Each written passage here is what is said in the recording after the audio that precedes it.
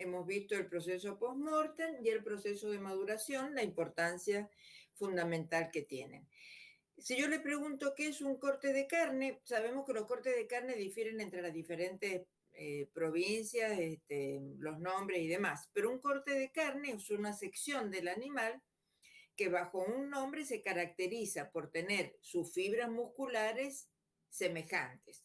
No es lo mismo las fibras que puede tener el filet a las fibras que puede tener el peseto o a las fibras musculares que puede tener el lomo. Entonces, ¿qué es lo que es un corte de carne? Una sección del animal que se caracteriza por tener fibras musculares semejantes.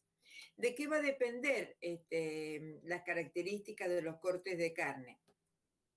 Bueno, va a depender del tamaño, de la forma, de la localización del hueso, he repetido tamaño y forma de los músculos encontrados en el corte, como también de la cantidad de distribución de la grasa. Eso es charla nomás. Voy a leer. La estructura esquelética de vacuno, ternera, cordero y cerdo es muy similar, también su estructura muscular y las características de los diferentes cortes con aplicaciones semejantes. Acá sería lo importante. En primer lugar, se divide la res a través de la columna vertebral, obteniéndose dos medias reses. Y a su vez se subdividen estas medias reses en cuarto anterior o delantero y el posterior o trasero. Los cortes traseros se destacan por ser más tiernos y de elevado valor comercial debido a que los cortes delanteros son los que hacen más fuerzas para el traslado. Entonces tienen más tejido conectivo y son menos tiernos. ¿De qué dependen las características de la calidad de la carne? Bueno, dependen en primer lugar factores propios del animal, raza, edad, sexo, alimentación. Depende de los cambios químicos que se producen una vez faenado el animal, es decir, de los cambios post-mortem. Depende de la velocidad de descenso de pH, que es lo que dijimos, que la velocidad de descenso de pH o que el descenso de pH se produce por la formación de ácido láctico. Una vez interrumpido el aporte de oxígeno, se transforma el glucógeno, que es la sustancia de reserva, se transforma en ácido láctico. A menor contenido de glucógeno ya sea que se trate de un animal desnutrido o de un animal estresado, menor descenso de ácido láctico. Tiene también, habíamos visto, una importancia fundamental, las condiciones de temperatura.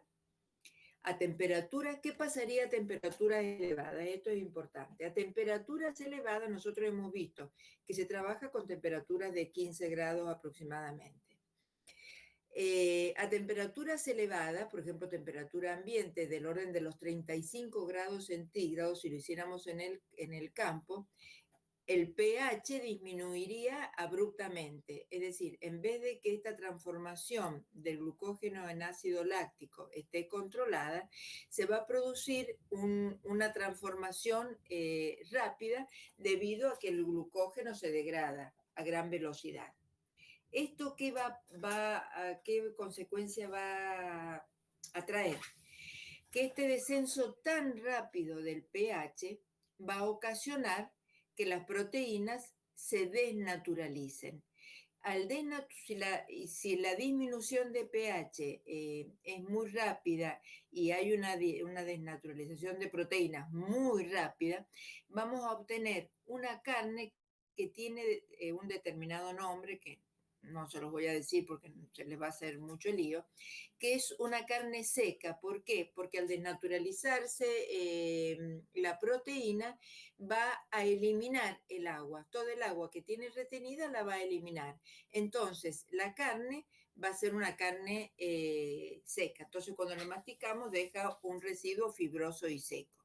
Es por esta razón que se deben refrigerar las reses rápidamente, no solo para inhibir los microorganismos, sino también para poder controlar el descenso de pH. Las características de la calidad de la carne deben ser contempladas desde los puntos de vista del consumo. Tenemos dos formas de analizar las características de la carne. Una es para el consumo en fresco, ¿m? Y otra es también la calidad de la carne en sus procesos de industrialización, o sea, en la elaboración de hamburguesas, de fiambres, etc. Para el caso del consumo en fresco, ¿a qué le damos fundamental importancia? Le damos importancia al color, que sabemos que el color está asociado, ya lo vamos a ver, a la mioglobina. Le damos importancia a la terneza, es decir, a la capacidad que tuvo esa carne de retener agua, y también está asociada a la terneza con el mayor o menor contenido de grasa. Obviamente una carne con un gran contenido de grasa sometido a cocción, ¿qué va a pasar? La grasa se va a derretir y obviamente eso va a contribuir al sabor, a los aromas y a la terneza. En el caso segundo, es decir, a la industrialización, es importante, bueno, déjenme un segundito que miro un poquito acá. Las propiedades funcionales, cantidad. Bueno, con respecto a la elaboración con respecto al uso de la carne para la industrialización, también debe controlarse de la misma manera que para el consumo en fresco, para que pueda, fundamentalmente en los procesos de industrialización, lograr una buena interacción de las proteínas con los elementos que estamos agregando, ya sea para la elaboración de fiambres, para la elaboración de hamburguesas o para cualquier otro tipo de proceso de industrialización. A eso se le llama propiedades funcionales, cómo interactúa la carne con las sustancias que agregamos para la elaboración de diferentes productos. Acordarnos siempre de la polaridad y de la interacción de la carne con el agua. O con sales de curado. ¿Qué son las sales de curado? Las sales que agregamos nosotros para la elaboración de fiambre. Han visto que los fiambres tienen un determinado color. Pueden ser oscuros, pueden ser rosados. Eso es porque se utilizan sales de curado. En definitiva, o sea, que me interesa que entiendan que las características de calidad de la carne están asociadas directamente al proceso controlado de rigor mortis y al proceso controlado de maduración de las carnes. ¿Qué vamos a decir del color? Del color ya hemos nombrado que hay tres grupos de proteínas: miofibrilares asociadas directamente al proceso post-mortem, sarcoplasmáticas, que le hemos asociado con sus enzimas, le hemos asociado a la maduración, y dentro de las proteínas sarcoplasmáticas también habíamos nombrado una proteína que se denomina mioglobina. Voy a leer un poquito acá que dice: en el tejido vivo la meta es rápidamente, déjenme un ratito.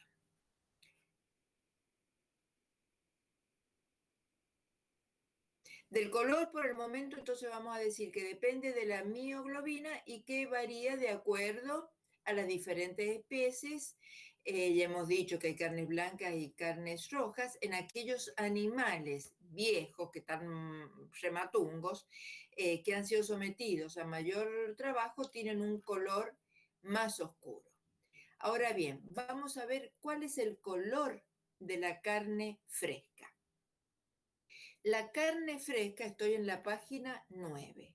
La carne fresca, presten atención, presenta en su interior, vamos a imaginar que tenemos un corte de carne, un peseto, un filet, un lomo. Si nosotros lo cortamos, vamos a ver un color característico, un color rojo, este color rojo se debe a la mioglobina. Entonces, este color interno que tiene la carne se debe a la mioglobina. Cuando nosotros cortamos la carne, supóngase que vamos a fetear un pelleto para hacer milanesas, ¿qué va a pasar? La carne va a estar en contacto con el oxígeno, porque va a estar en contacto con el aire. Entonces, la carne, cuando nosotros la cortamos, va a adquirir un color rojo más brillante, porque está en contacto con el oxígeno. Ese color rojo brillante que se debe al contacto de la mioglobina con el oxígeno, en ese estado la mioglobina se le denomina oximioglobina. Entonces, mioglobina, el color rojo característico de la carne. Oxi, que es un color rojo púrpura. La oximioglobina es un color rojo más brillante que la mioglobina y que se debe al contacto de la mioglobina con el oxígeno. ¿Mm?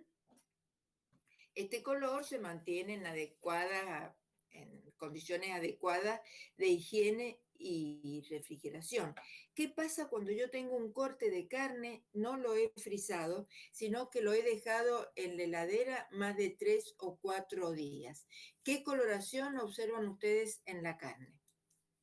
Observan ese color rojo, eh, púrpura característico de la carne o un color más oscuro. Más oscura. Bien, ese color oscuro de la carne, cuando ha pasado un determinado tiempo, ahí la mioglobina toma otro nombre, se llama metamioglobina, porque es un color, tiene un color pardo. ¿Mm? Entonces, la mioglobina la podemos denominar mioglobina rojo púrpura. Cuando la cortamos y entra en contacto con el oxígeno, oximioglobina. Cuando ha pasado un tiempo, es como que envejece la carne y toma un color más oscuro, se llama metamioglobina. Si se hubiera producido desarrollo de microorganismos, puede obtener, también va a ser metamioglobina, que puede alcanzar hasta colores verduzcos, ya en estado de putrefacción, verduzcos, lila. Entonces que ya son carnes deterioradas. ¿Y qué pasa cuando yo cocino una carne? ¿Qué color toma? Marrón oscuro. Marrón. Ese estado también de cocción de las carnes que toma un color marrón, a ese estado también de la mioglobina se le denomina metamioglobina. ¿Mm? Entonces, en general, para que no se les haga tanto lío, vamos a decir que la mioglobina, que es la proteína sarcoplasmática que le da el color rojo característico a la carne, de acuerdo a las condiciones le podemos asignar diferentes nombres. El color rojo púrpura característico de la carne, mioglobina. Cuando nosotros cortamos mientras estamos haciendo una receta, por ejemplo, y entra en contacto con el oxígeno, toma un color más brillante que se debe a que la mioglobina se combinó con el oxígeno y forma lo que se llama oximioglobina. Puede ocurrir que haya contaminación microbiana y bueno, se modificó la mioglobina dando pigmentos dentro de la misma mioglobina, toma diferente coloración, que eso le llamamos en términos generales metamioglobina. Las carnes sometidas al calor toman colores oscuros, ya sean si la hemos asado o la hemos cocinado, es decir, la diferencia, ¿qué diferencia de color hay, por ejemplo, en la superficie? Escúchenme, de una carne que hemos hervido, un peseto hervido, por ejemplo, y en una carne que ese peseto que lo hemos horneado. En ambos va a ser pardo el color. Pero ¿qué característica va a tener la carne que ha sido sometida a altas temperaturas? Un asado, por ejemplo. La reacción de Maillard. Exactamente, la reacción de Maillard. Es por eso que asociamos, que va asociado también a sabores y aromas particulares. Porque ¿qué ha pasado? La superficie se ha deshidratado, obviamente por las altas temperaturas, se ha deshidratado la superficie, ha disminuido el AW, ya se ha producido la reacción de Maillard porque algo de glucosa tiene la carne más las proteínas. Entonces, ese olor, ese color típico del asado se debe a la reacción de Maillard. Cuando hervimos la carne, no se produce la reacción de Maillard, la mioglobina se encuentra como metamioglobina, pero no se han alcanzado las temperaturas suficientes para que se produzca la reacción de Maillard, porque sabemos que la reacción de Maillard necesita de temperaturas muy elevadas.